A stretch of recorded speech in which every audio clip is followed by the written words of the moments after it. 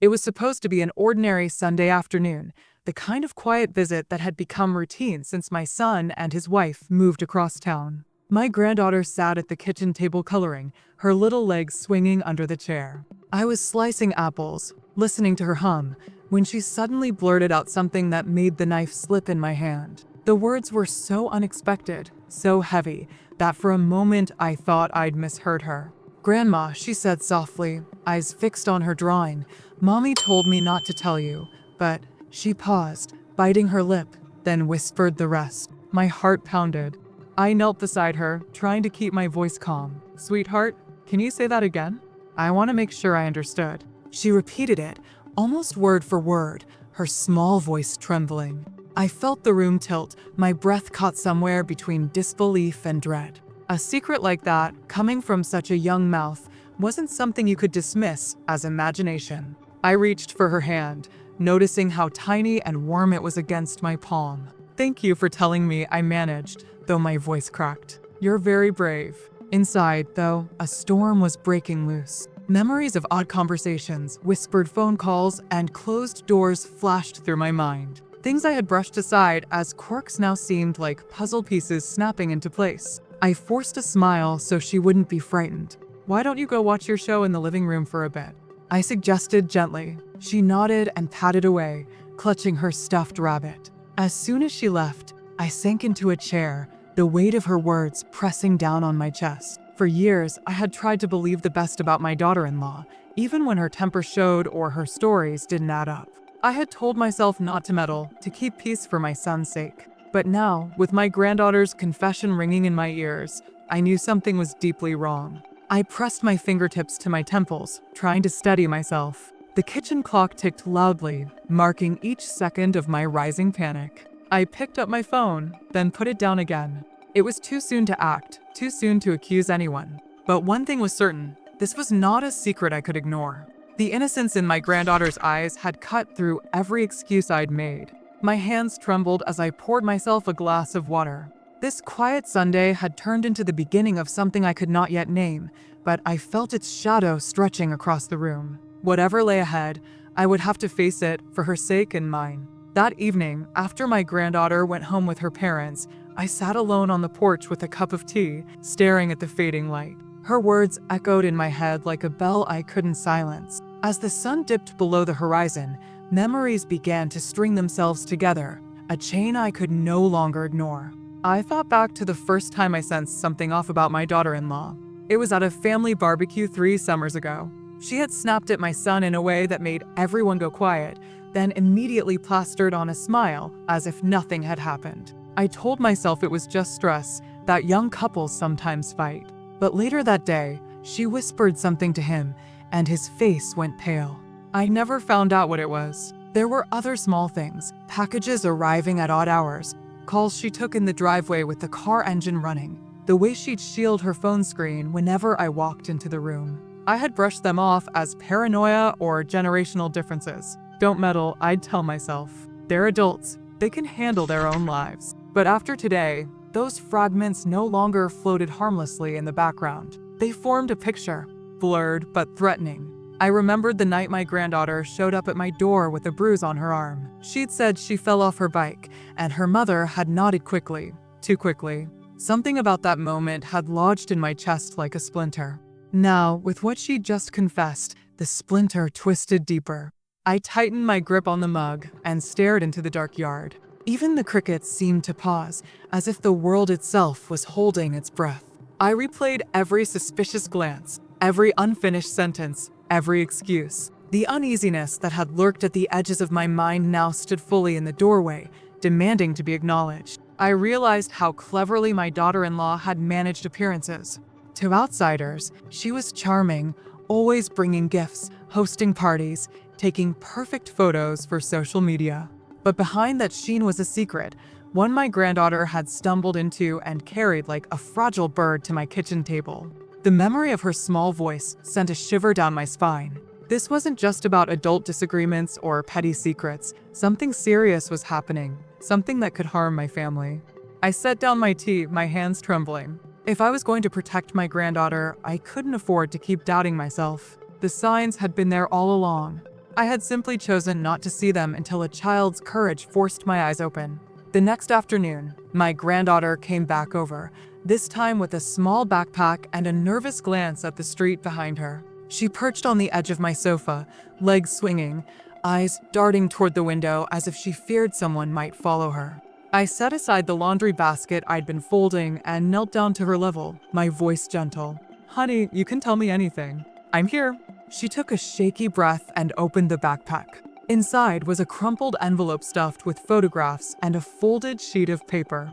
"Grandma," she whispered, "I found these in Mommy's desk." My heart thudded in my chest as I took the envelope from her trembling hands. The photographs spilled across my lap, images of my daughter-in-law meeting a man I didn't recognize in a parking lot, exchanging what looked like small packages. Some pictures were blurry, but the expressions were unmistakable: secrecy, urgency, fear. The paper was worse. It was a list of bank transactions, large withdrawals from an account under my son's name, money moving to places I'd never heard of. For a moment, I couldn't breathe.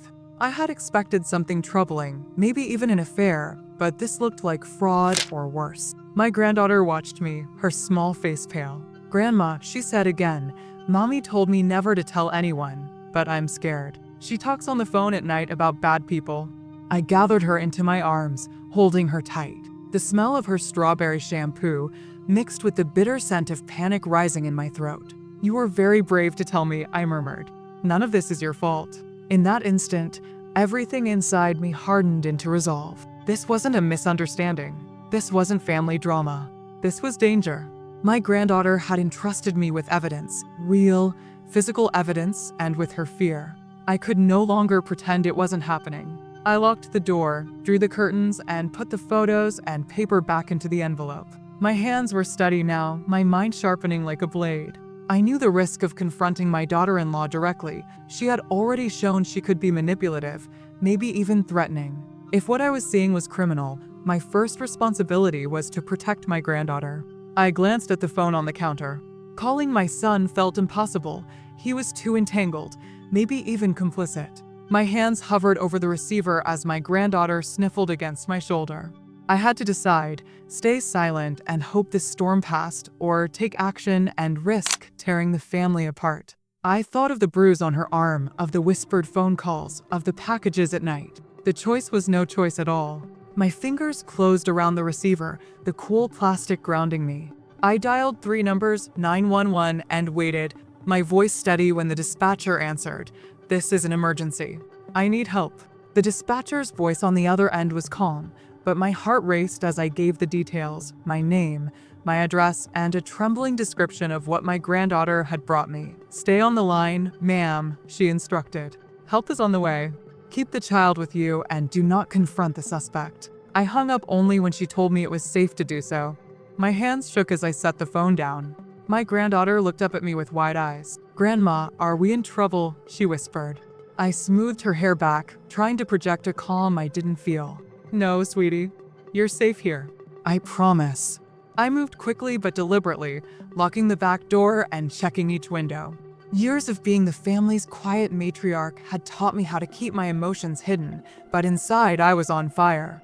My daughter-in-law had crossed a line I never thought possible. Now, the authorities would see what was happening before it was too late. Minutes felt like hours. I prepared snacks for my granddaughter to distract her, turning on a soft cartoon in the background. My mind was running through every possibility.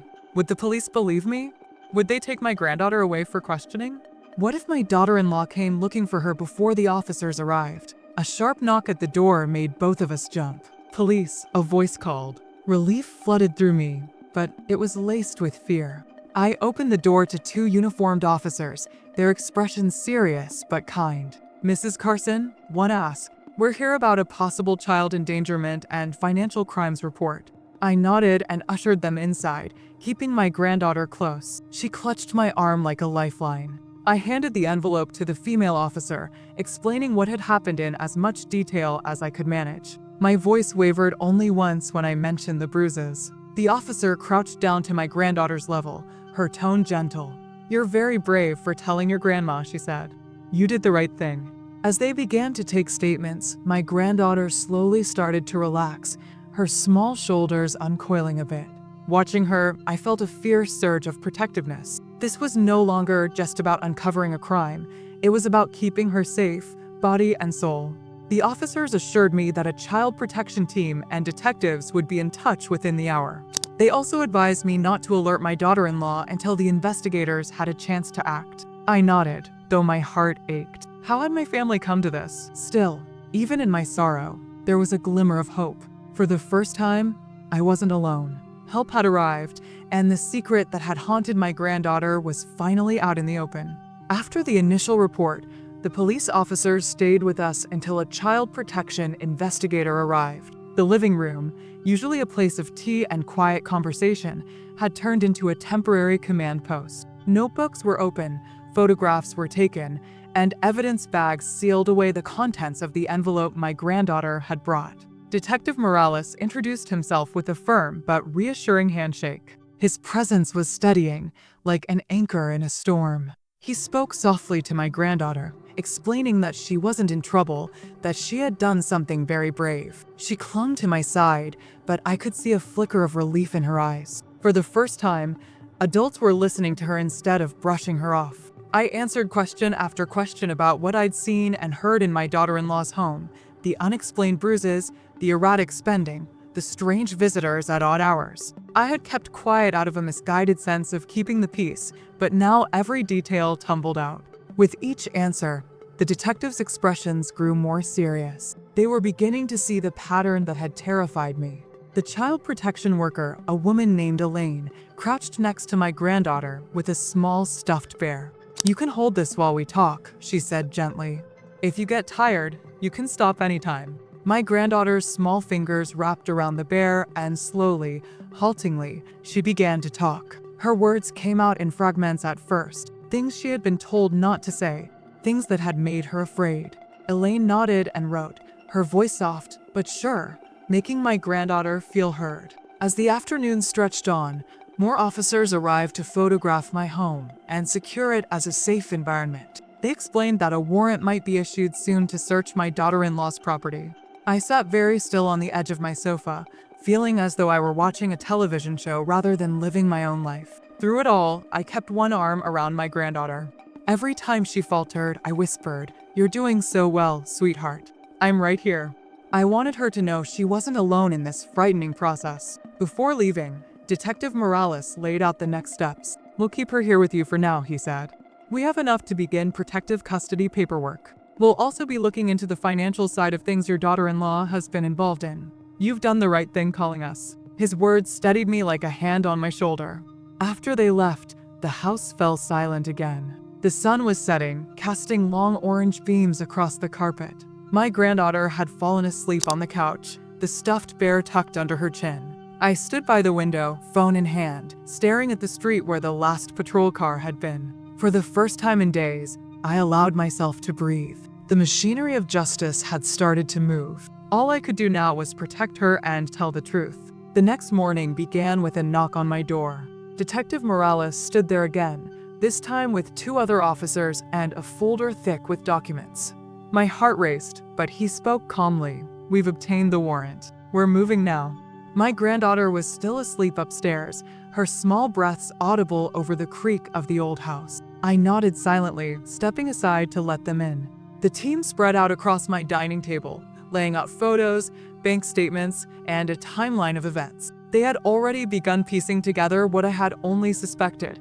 My daughter-in-law had been siphoning money from joint family accounts, running some sort of underground business that had lured dangerous people into our lives. But that was only part of it. There were also signs of neglect and potential harm to my granddaughter, enough to justify emergency custody. Morales explained each point to me as if he were teaching a class, making sure I understood every step. He didn't sugarcoat anything, but his steady tone kept me from spiraling into panic. "We'll conduct the search today. You and your granddaughter will remain here for your safety." His words felt both protective and heavy.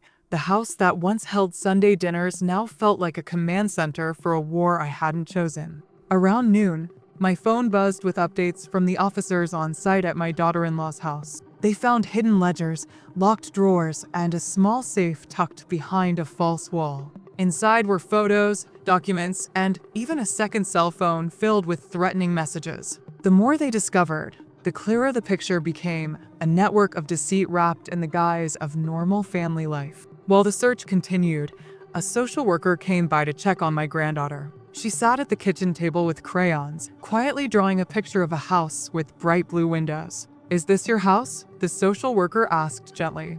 My granddaughter nodded, then drew a second, darker house beside it. Without a word, she added bars to the windows. My chest tightened at the sight. Even in her drawings, the fear lingered. By evening, Morales returned with an evidence box. He placed it carefully on the table, his expression grave but resolute. "We have enough to press charges," he said, "and enough to ensure she stays with you for now." Relief washed over me, sharp and stinging, like a winter wind. The truth was finally surfacing, but the cost of it weighed heavily on my heart. As my granddaughter curled up on the couch with her stuffed bear, I sat opposite Morales and signed the temporary guardianship papers. My hand trembled as the pen touched paper. This wasn't the life I had envisioned, but it was the one I had to live for her. When Morales left, I closed the door slowly, leaning against it for support. In the quiet, I whispered to myself, "We're safe now." We're safe, though I wasn't sure if I believed it yet. The next day dawned gray and heavy, as if the sky itself sensed what was about to unfold. Detective Morales called before sunrise. "We're moving in this morning," he said, his voice clipped with focus. I felt a shiver of dread and relief at once. My granddaughter stirred on the couch, but didn't wake. I brushed a strand of hair from her forehead and whispered, "It's almost over." Two unmarked cars rolled quietly up the street while I stood at the window, clutching my mug like a lifeline. Across town, my daughter-in-law's house was surrounded. Morales had promised to keep me updated, and at 8:07 a.m. my phone vibrated. "We're in," the text read. I held my breath as if I could will the outcome from miles away. Minutes turned into hours. My granddaughter and I sat at the kitchen table, her coloring book open but untouched. At last, Morales called. "We've detained her," he said. "She's safe, and so are you."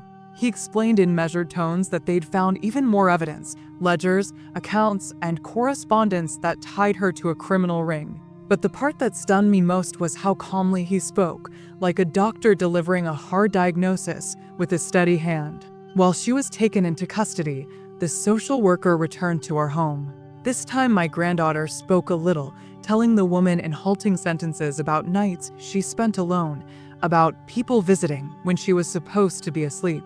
Each word from her small mouth cut through me like glass, but it was also the testimony the police needed to protect her permanently. Later that afternoon, Morales arrived in person. He carried 2 folders, one with the charges filed, another with temporary custody paperwork. "She won't be able to come near either of you," he assured me. The weight of months, years of suspicion and fear seemed to drain out of me at once, leaving me trembling but upright. We sat in the living room while my granddaughter dozed in a sunbeam, her stuffed bear clutched tightly. Morales went over the next steps: court hearings, protective orders, therapy for the little one. His voice softened when he looked at her. "She's been through a lot. So have you. But you've both been brave." That evening, after the officers left, I stood at the front door and watched the sunset burn orange and violet. It felt like a quiet promise of something better ahead. My phone buzzed again. This time it was a message from an unknown number. "You did the right thing." I didn't know who had sent it, but I clutched the phone and whispered to myself, "Yes, we did." In the silence that followed, the house finally felt like a home again. The air was still, but no longer heavy. For the first time in months, I allowed myself to breathe deeply and believe that maybe, just maybe, we were truly safe. The first morning without fear felt surreal. Sunlight spilled through the curtains, not like a warning, but like a blessing. My granddaughter stirred awake and, for the first time in weeks, her face was calm. She blinked at me sleepily, and then wrapped her little arms around my waist. "Is she gone?" she whispered. I knelt down, hugging her tightly. "Yes, sweetheart. She can't hurt us anymore."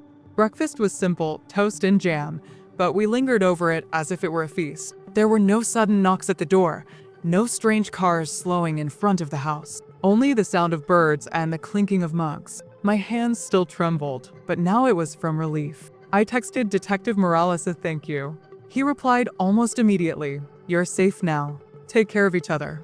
Later that day, A counselor from Child Services came to begin therapy sessions for my granddaughter. She arrived with a soft voice and a box of art supplies. "Sometimes drawing helps children talk," she explained. My granddaughter picked up a crayon and began to sketch our garden, adding bright flowers and a huge sun. Watching her color something so cheerful after all she'd endured filled me with cautious hope. In the afternoons, we started taking short walks around the neighborhood. Neighbors waved, some shyly offering support, others pretending they hadn't heard the rumors at all. It didn't matter.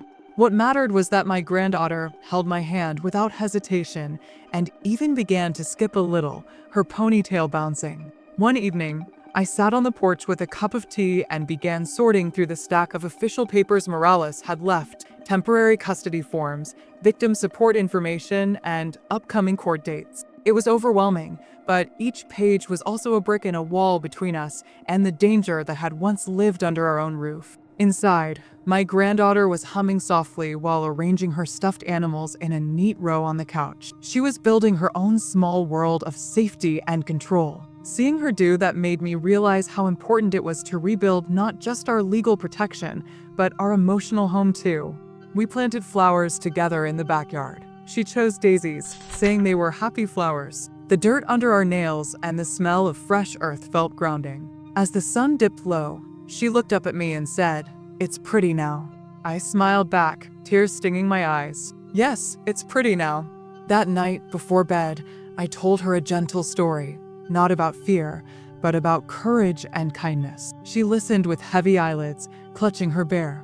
As I switched off the light, she murmured, "Thank you for keeping me safe." Lying in my own bed later, I stared at the ceiling and realized the house was truly quiet. No shadows lurking, no dread curling in my stomach. Just peace. It wasn't the end of the journey, but it was the first real step toward a life where my granddaughter could laugh freely and I could breathe without fear. The day of the preliminary hearing arrived sooner than I expected. The courthouse loomed large and gray, its steps echoing beneath our cautious feet. My granddaughter stayed at home with the counselor while I went in, but I carried her tiny photograph in my purse like a talisman. As I crossed the threshold, my hands trembled with the weight of both fear and resolve. Detective Morales met me in the hallway, a steady anchor amid the swirl of lawyers, clerks, and whispering spectators. "You're not alone in this," he reassured me quietly. We walked together into the courtroom where my daughter-in-law sat at the defense table. She looked smaller than I remembered, but the coldness in her eyes remained. Seeing her there made my stomach tighten, but it also hardened my spine. The prosecutor laid out the evidence: recordings, financial records, and my granddaughter's drawings that hinted at hidden horrors. I listened, hands clasped in my lap, as each piece painted a picture of betrayal and endangerment. When my turn came to testify, I rose on shaking legs but spoke with clarity. "I'm here for my granddaughter," I said, my voice steady though my heart raced. "She deserves safety, and she deserves to be heard." Across the aisle, my daughter-in-law smirked at first, then faltered as the prosecutor revealed more: bank transfers, hidden accounts, even a forged signature. Each revelation felt like a nail in the coffin of her manipulation. I thought of my granddaughter's crayon sun and drew strength from its bright simplicity. During a recess, I stepped into the hallway and pressed my back against the cool marble. Morales handed me a bottle of water. "You're doing great," he said. "This is how justice starts." I sipped, imagining my granddaughter playing with her crayons at home, unaware of the legal storm swirling on her behalf. When court resumed, the judge's gaze was sharp but kind. He spoke of temporary protective orders and the process of granting me full custody. His words were measured, procedural, but to me they sounded like a promise that our nightmare was ending, one gavel strike at a time. As the hearing adjourned, reporters tried to push microphones toward me, but Morales shielded me. "No comment," he said firmly, guiding me out. Outside, the sunlight felt different than it had on the way in, warmer, like a blessing instead of a burden. I clutched my granddaughter's photo and whispered, "We're almost free." Driving home, I rehearsed how I'd explain the day to her in gentle terms. I wanted her to know that even though we'd faced something dark, there were grown-ups fighting to protect her. The courthouse receded in my rearview mirror, and with it a piece of the fear that had lived in my chest for too long. That night, as I tucked her in, she asked, "Did you see her?" I nodded, stroking her hair. Yes, and she won't be coming back here. We're safe. Her eyes softened, and for the first time, she drifted to sleep before I even finished the bedtime story. The morning after the court hearing, the house felt lighter, as if it had exhaled after holding its breath for months. Sunlight filtered through the kitchen window, glinting off the mugs we set out for cocoa. My granddaughter sat at the table, doodling with a purple crayon, humming softly. The hum was different now, no longer anxious, but curious and playful. I realized I was humming too.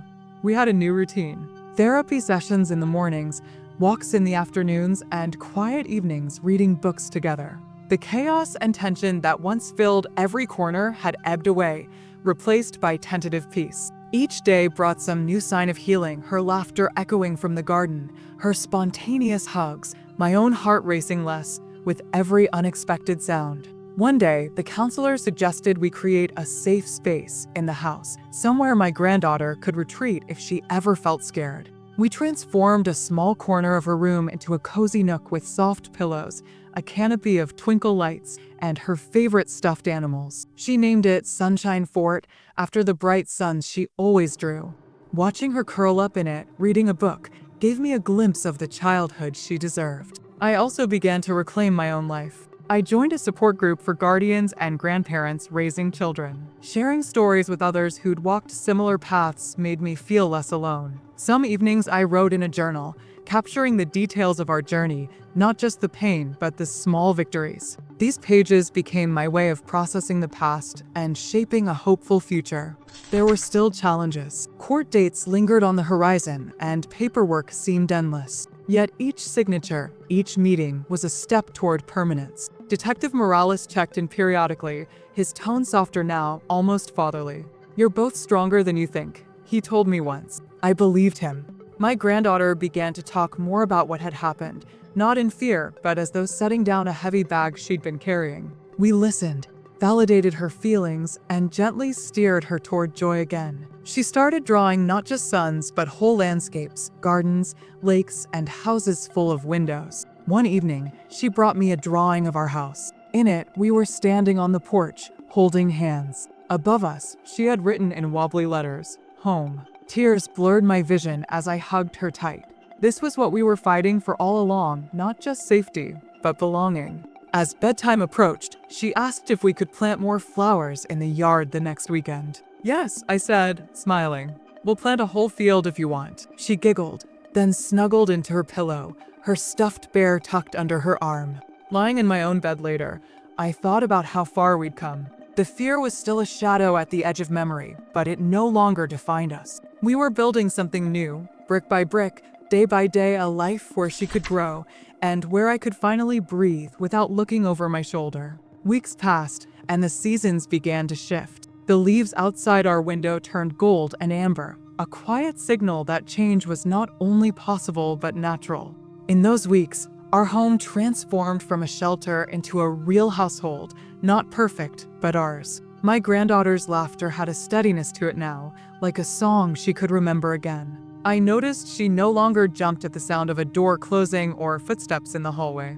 Our routines deepened. Breakfasts became conversations about schoolwork and her drawings, not about court dates or police calls. We started decorating the walls with her art. Her crayon suns and flower gardens framed our kitchen, a gallery of hope. Each picture was a testament to the healing happening quietly, one day at a time. I also found myself changing in ways I didn't expect. At first, my identity felt entirely bound to protecting her. But slowly, I began to see myself as more than a guardian. I started a small sewing project, making quilts from scraps of fabric collected over the years. Each square was stitched with a memory, holidays, birthdays, even simple Sunday afternoons. When I draped the first finished quilt over her bed, she whispered, "It's like being wrapped in love." Family, I realized, wasn't just blood or titles. It was presence, trust, and the willingness to stay even when things are hard. We invited my neighbor, Mrs. Clark, over for tea one weekend. She'd been quietly supportive through everything, leaving groceries at our door, offering rides. Seeing my granddaughter chatting easily with her, telling her about school and new friends, felt like watching a door open to a larger world. there were still bumps. Paperwork and hearings had not vanished. Some days, memories surfaced that made us both quiet. But instead of spiraling, we had tools now. The counselor taught us how to name our feelings, to breathe through them, to remember we were safe. One evening, after dinner, my granddaughter crawled into my lap, something she hadn't done in months, and said, "Grandma, are we a family now?" I hugged her tight, feeling her small heartbeat against mine. "We've always been a family," I told her softly. "We're just learning what that really means." She smiled and pulled out a drawing she'd been hiding behind her back. It showed the two of us planting flowers under a bright sky. In the corner, in big letters, she had written, "Safe plus loved." My throat tightened. That was the future she was imagining now, one rooted not in fear, but in love and safety. Later, when she was asleep, I sat by the window with a cup of tea, watching the streetlights glow. The silence of the house no longer felt heavy. It felt like peace, like possibility.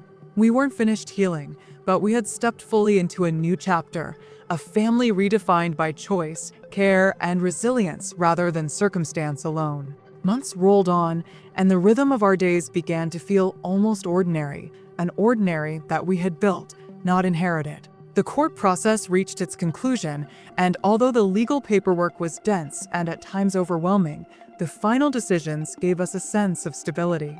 My granddaughter would stay with me permanently, a sentence that sounded both like a responsibility and a blessing. We celebrated in small, quiet ways. We baked a cake together, her hands dusted with flour, giggling as she tried to crack eggs without spilling them. We planted tulip bulbs in the front yard, a promise to ourselves that come spring, something bright would bloom. The counselor called it future building, but to us it was just living, making plans, looking ahead, trusting that there would be a tomorrow worth preparing for. I began attending a support group for grandparents raising grandchildren. At first, I thought it would be awkward, but sitting in a circle of people who understood the strange mix of grief, anger, and fierce love was a balm. I met others who had stepped into roles they never expected. Some had lost their own children. Others had been pushed aside by family conflict, but all of them were trying, like me, to stitch together a safe space for a child. Sharing my story out loud made me realize how far we had come and how much further we could go. My granddaughter started to thrive at school. Her teacher called to tell me she was volunteering to read aloud in class, raising her hand to answer questions. She joined the art club, and once a week she'd come home with paint smudges on her fingers and a light in her eyes. We hung each new masterpiece on the refrigerator until it became a collage of her courage. There were still shadows. Some nights she would wake from a bad dream, and I'd sit on the edge of her bed, rubbing slow circles on her back until her breathing steadied. But now, when she reached for a hand in the dark, she knew mine would be there. And when I felt the weight of exhaustion pressing down, I'd remember that first desperate phone call to the police and how far we had traveled from that moment. One crisp evening, as we finished planting the last row of bulbs, she looked up at me and said, "Grandma, do you think everything will be okay now?"